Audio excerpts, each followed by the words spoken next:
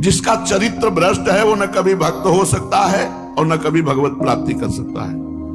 जिसका चरित्र भ्रष्ट है वो कभी।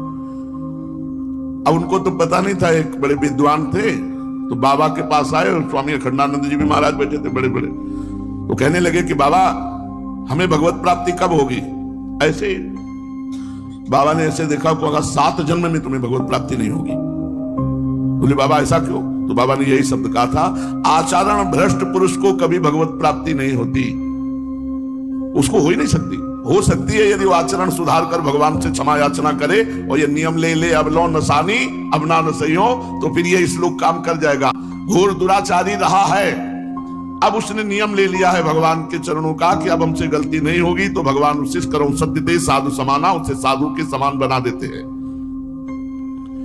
जो गंदा भोजन करता है, गंदा भोजन, तामसिक भोजन, रजोगुण भोजन, अभक्ष भोजन, और जो ग्राम्य कथा, लोक कथा, राजनीति कथा ये बातें करता रहता है, उसके हृदय में कभी भक्ति का उदय नहीं हो सकता।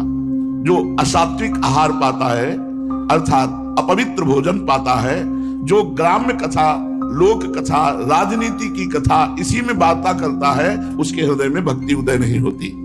नाम जप के द्वारा बहुत जल्दी हर लाभ प्राप्त किया जा सकता है, पर लोग अरे पूरा जीवन का जीवन निकल गया, कुछ साथ नहीं लगा। हम कह रहे 100 नाम जप करोगे तो तुम्हारे 100 सतनाम तो कम से कम जमा हो गए, वो तुम्हें अमंगल नहीं होने देंगे। यही बात सबकी समझ में आ जाए तो मंगल हो जाए। अपने को तो बड़ी कृपा होती है जब संतों के अनुभव होते हैं। कल एक वेशधारी 65 वर्ष के होंगे, तो उन्होंने सत्संग सुना होगा, उससे प्रभावित होकर के आए होंगे सत्संग के प्रभाव से। उनका इतनी आयु हो चुकी है और मैं ध्यानस्थ रहता हूं, पर जिस समय जो विषय चाहता है मुझे गिरा देता है। मैं समझ नहीं पा रहा हूं कि मेरे पास वो बल क्यों नहीं, आप बता सकते हैं? हाँ पक्का पता है। आप जहां बोल रहे हैं वहीं बैठ करके हम बात कर रहे हैं, उसमें बिल्कुल शब्द यही थे। हम आप जहां बोल रहे हैं वहीं बैठकर बात कर रहे हैं। आप उसका तो ध्यान कर नहीं पाते जो ध्यान का विषय है।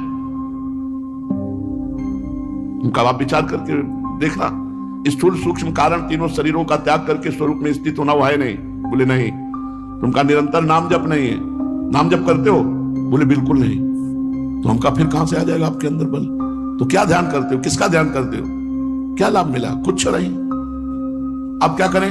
आज से नाम जप शुरू करो और 1 महीना बाद हमें बताना तुम्हें कैसा लग रहा है। 1 महीना, क्योंकि कहीं ना कहीं साधन में तो लगे हो लेकिन सही ठिकाने पे नहीं लगे हो। नाम जप